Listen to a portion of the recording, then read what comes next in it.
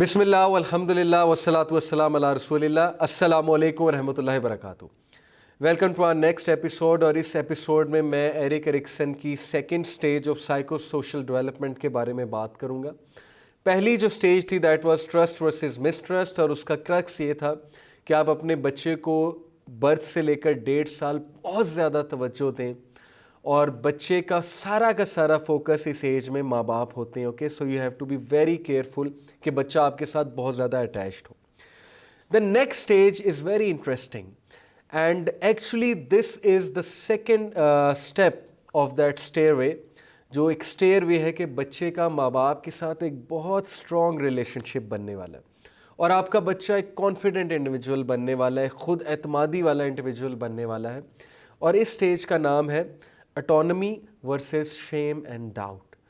اب دیکھیں، پہلی سٹیج میں ٹرسٹ ورسز مسٹرسٹ تھا کہ یا بچے کا اعتبار آپ پہ ہو جائے گا یا بچہ جو ہے انسیکیور ہو جائے گا اپنے انوائرمنٹ سے، ٹھیک ہے، جب اسے توجہ نہیں دی جائے گی. دوسری سٹیج میں بات ہو رہی اٹانومی.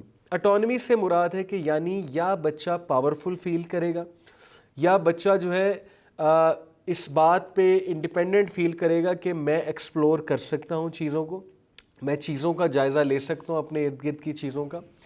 یا بچہ شیم اور ڈاؤٹ میں چلا جائے گا. شیم اور ڈاؤٹ سے مراد ہے کہ وہ امبیرس ہوگا، وہ شرم کھائے گا، اور وہ ڈاؤٹ میں چلا جائے گا اور شک میں چلا جائے گا کہ شاید میرے اندر کوئی کمی ہے، اسی لیے ہر وقت مجھے ڈانٹ پڑتی ہے.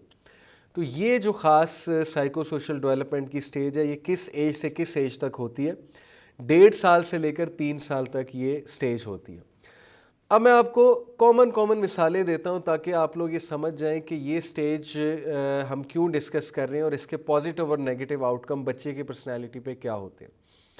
مثال کے طور پہ آپ نے اکثر دیکھا ہوگا کہ جب بچہ 1.5 سال سے 3 سال کی عمر میں ہوتا ہے تو وہ بہت زیادہ چیزوں کو ایکسپلور کرتا ہے، وہ بہت زیادہ آبزرو کرتا ہے، وہ آنکھیں پھاڑ کے چیزوں کو دیکھتا ہے. جب وہ پہلی بار فین کو چلتے ہوئے دیکھتا ہے، یعنی جب اس کی سینسز ڈیولپ ہوتی ہیں، جب وہ ایک دم کسی برائٹ لائٹ کو دیکھتا ہے، جب وہ فین کو گھومتے ہوئے دیکھتا ہے، یا سپوز کر لیں آپ اسے کہیں باہر لے کر گئے، وہ چڑیا کو دیکھتا ہے، وہ بلی کو دیکھتا ہے، وہ کسی پیٹ کو دیکھتا ہے، وہ ٹرین کو چلتے ہوئے دیکھتا ہے، تو آپ دیکھیں کہ اس بچے کی کہ ایکسپریشنز نوٹ کرنے والے ہوتے ہیں، پرائس لیس ایکسپریشنز ہوتے ہیں کہ ہمارے لیے چیزیں بڑی کامن ہیں لیکن اس کے لیے یہ چیزیں بہت نئی ہیں.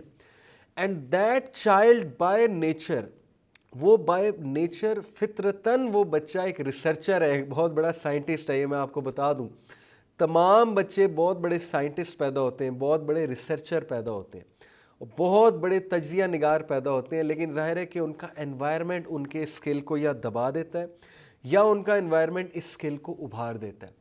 اور یہی وجہ ہے کہ بہت سے بچے، ان کا آئی کیو بہت زبردست ہوتا ہے، وہ بہت زبردست کرٹیکل تھنکرز ہوتے ہیں جب وہ تھوڑے سے بڑے ہوتے ہیں، وہ میتھمیٹکس میں بہت اچھے ہوتے ہیں، وہ ایکسپلوریشن میں بہت اچھے ہوتے ہیں، وہ ڈسکوریز میں بہت اچھے ہوتے ہیں، وہ تحقیق میں بہت اچھے ہوتے ہیں، کیونکہ انہیں ایک خاص ایج میں پیرنٹس کی طرف سے توجہ بھی ملی ہوتی ہے. انہیں ایک خاص ایج میں، جس ایج کی ہم بات کر رہے ہیں، پیرنٹس کی طرف سے کانفیڈنس بھی ملا ہوتا ہے، خود اعتمادی بھی ملی ہوتی ہے، اور صرف ڈانٹ ڈپٹ نہیں ملی ہوتی. مثال کے طور پہ آپ نے اکثر دیکھا ہے کہ جب ہم کھانا کھا رہے ہوتے ہیں تو بچہ کبھی ادھر ہاتھ مار رہا ہوتا ہے، کبھی جو ہے وہ چمچی پکڑ رہا ہوتا ہے، کبھی کانٹا پکڑ رہا ہوتا ہے، کبھی کیچپ پکڑ رہا ہوتا ہے، کبھی گلاس کو ہاتھ لگاتا ہے، کبھی کسی چیز کو ہاتھ لگاتا ہے. اب مثال کے طور پہ یہ سب کرتے کرتے بچے کے ہاتھ سے کیچپ گر جاتی ہے، یا بچہ کسی گلاس کو ہاتھ مارتا ہے اور گلاس گرتا ہے اور وہ ٹیبل پہ پانی یا شربت یا جو بھی چیز تھی وہ گر جاتی ہے. اب اگر تو آپ یہاں پر بچے کو ڈانٹ دیتے ہیں، اور اگر آپ یہاں پر بچے کو کہہ دیتے ہیں کہ میں نے تمہیں سمجھایا نہیں کہ ایسے نہیں کرنا، پھر بھی تم کر رہے ہو، ٹرسٹ می، آپ کے بچے میں ابھی یہ کیپیبلٹی نہیں ہے، اس کا دماغ کا سٹرکچر ابھی اتنا میچور نہیں ہوا ہے کہ وہ اس ڈانٹ کو پروسیس کر سکے اور وہ اس ڈانٹ سے لاجیکل ڈیڈکشن نکال سکے کہ یہ چیز واقعی ہی بری ہے. وہ اس چیز کو ایسے پروسیس کرے گا کہ میرا کانفیڈنس توڑا گیا ہے اور مجھے اجازت نہیں ہے چیزوں کو ہاتھ لگانے کی، اور مجھے اجازت نہیں ہے چیزوں کو ایکسپلور کرنے کی. تو یہاں پر کیا آپ کی ایک حرکت بنتی ہے کہ آپ مسکرائیں، آپ بچے کو کانفیڈنس دیں. اس کا یہ مطلب نہیں ہے کہ ہر بار بچے سے شربت ڈلوائیں یا اس سے کیچپ ڈلوائیں. میرا آپ کو بتانے کا مقصد یہ ہے کہ اگر آپ یہاں پر اس کو سنب کر دیں گے, اس کو ڈانٹ دیں گے, اس کو سمجھا دیں گے کہ بیٹا ایسے نہیں کرتے, تو ٹرسٹ میں وہ چیزوں کو ایکسپلور کرنا چھوڑ دے گا.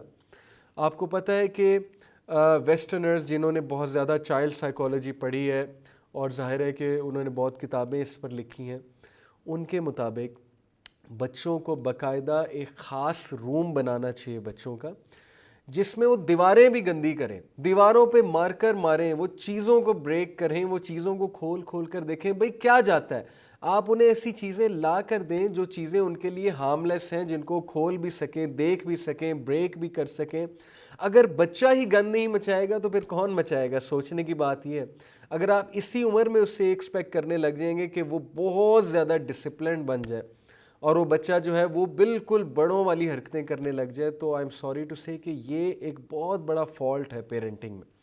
تو یہاں پر آپ نے بچے کو ڈانٹنا نہیں ہے.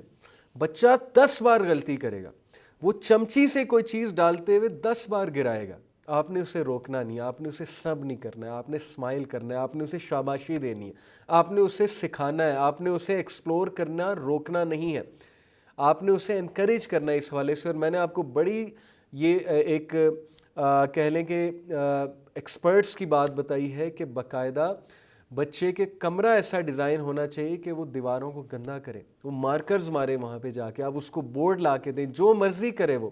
اوکے, تو دس is how you should design a child's روم, جہاں پر آپ نے بھی اس کے ساتھ رہنا ہے.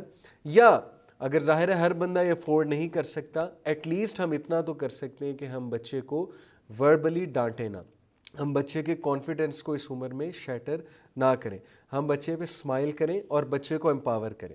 اب جب ہم اس طرح کا رویہ دکھائیں گے, اور یہاں پر میں ایک اور بات آپ کو بتا دوں کہ اس عمر میں بچے کو اگنور کرنا, مثال کے طور پہ آپ کسی گیدرنگ میں ہیں, اس عمر کا بچہ بار بار آپ کے پاس آنا چاہے گا اور اٹینشن سیک کرنا چاہے گا.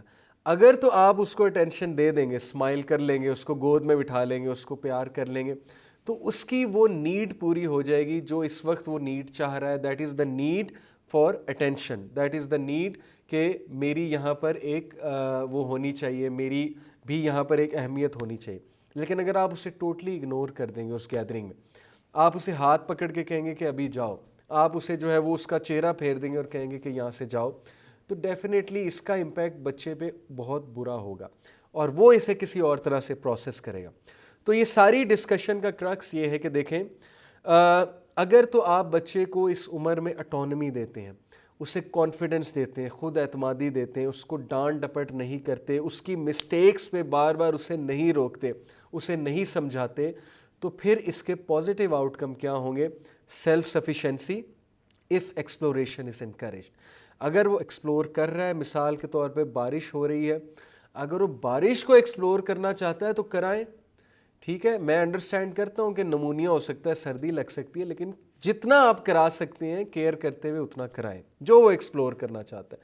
تو اس میں کانفیڈنس بلڈ ہوگا اور اس میں سیلف سفیشینسی آئے گی, یعنی آنے والے دور میں وہ خود سے ڈیسیجن, خود سے جو ہے وہ فیصلے کر سکے گا جب وہ بڑا ہوگا, کیونکہ یہ چیز چھوٹی عمر سے اس میں ڈالی جا رہی ہے, انسٹل کی جا رہی ہے. آپ میری بات سمجھ رہے ہوں گے. اور اگر اس چیز کا خیال نہیں رکھا جاتا, اس کو سنب کیا جاتا ہے, تو اس کے نیگیٹو آؤٹ کم کیا ہے؟ ڈاؤٹس اباؤٹ سیلف, اپنے بارے میں ڈاؤٹ فل ہو جانا, اپنے بارے میں جو ہے وہ یہ سوچنا کہ شاید مجھ میں کوئی کمی ہے, مجھے ہر وقت ڈانٹ پڑتی ہے اور شاید میں کوئی بہت زیادہ غلطیاں کرتا ہوں. تو ایسا بچہ بڑا ہو کر پھر آپ دیکھ لیں کہ اس میں کانفیڈنس, خود اعتمادی کی کمی ہوگی. یہی وجہ ہے کہ بہت سے لوگ جب پریکٹیکل لائف میں آتے ہیں تو خود سے چیزیں نہیں کر پاتے. ابھی ایک خاص ایپیسوڈ میں انشاءاللہ تعالی ہم یہ ڈسکس کرنے والے ہیں کہ ہماری کامن پیرنٹنگ مسٹیکس کیا ہے, لیکن اس سے پہلے سٹیجز ڈسکس کرنا بہت ضروری تھا, اس لیے میں کر رہا ہوں. تو اس لیے میں نے آپ کو بتایا کہ اگر اس کو اٹانومی نہیں دیں گے اس ایج میں, تو پھر اس میں ڈاؤٹس پیدا ہوں گے اپنے بارے میں, اور اس میں لیک آف انڈیپینڈنس ہوگی. وہ ہر وقت پھر آپ پہ ڈیپینڈ کرے گا, وہ ہر وقت پھر آپ کی طرف دیکھ رہا ہوگا کوئی بھی کام کرنے سے پہلے, اور ہر وقت وہ آپ کی اپروول کے لیے ہی ویٹ کر رہا ہوگا. اوکے, تو یہ چیزیں انسان کی پرسنالٹی میں فلاز ہوتی ہیں. بہت سے لوگ گاڑی نہیں چلا سکتے, بڑے جب وہ ہوتے ہیں ان میں کانفیڈنس نہیں ہوتا, وہ ایک ایک ڈیسیجن کے لیے آپ کی طرف دیکھ رہے ہوتے ہیں, اور ایون وہ کوئی بھی چھوٹے سے چھوٹا کام کرنے سے پہلے بھی ان کی نظریں آپ کی طرف ہوتی ہیں، ان کی نظروں میں ایک ڈر ہوتا ہے کہ پتہ نہیں میں اس کو کروں یا نہ کروں، تو یہ ساری چیزیں بچپن سے کیری فارورڈ ہوتی آ رہی ہوتی ہیں. تو اس ایج میں اپنے بچوں کی ایکسپلوریشن کا خاص خیال رکھیں، انہیں چیزوں کو ایکسپلور کرنے دیں، تحقیق کرنے دیں، لیکن ایک خاص کنٹرولڈ انوائرمنٹ میں آبویسلی. تو آئی ہوپ کہ اس ایپیسوڈ سے آپ نے یہ چیز لرن کی اور آپ کو فائدہ ہوا ہوگا. انشاءاللہ نیکسٹ ایپیسوڈ میں ہم third stage of psycho social development کو ڈسکس کریں گے. تب تک اپنا خیال رکھیں. جزاک اللہ خیر. السلام علیکم ورحمۃ اللہ وبرکاتہ.